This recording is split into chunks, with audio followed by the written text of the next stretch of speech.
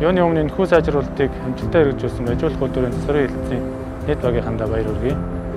1-ээс 3.5 тонн жинтэй хагас өрөөний төлөх терм болон өмнөх термийн хувийг 32 тоног тутамд хоёрт солих машин ашиглан сольдог.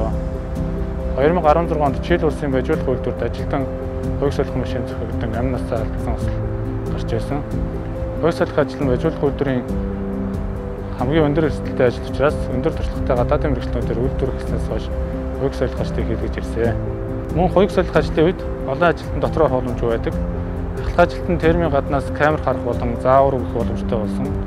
Энэ систем сургалт, ослын судалгаа болон ажлын стандарт журам сайжруулах зэрэг ажилд хэрэглэх боломжтой.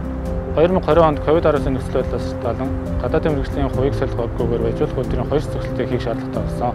Бид 100% монголчуудаараа хоёрт солих ажлаа гүйцэтгэхэд нэмэлт хамгаалах тоноглол аюул ослыг үүсгэж тусахад энэ систем маань том хөдөлгөөн боллоо.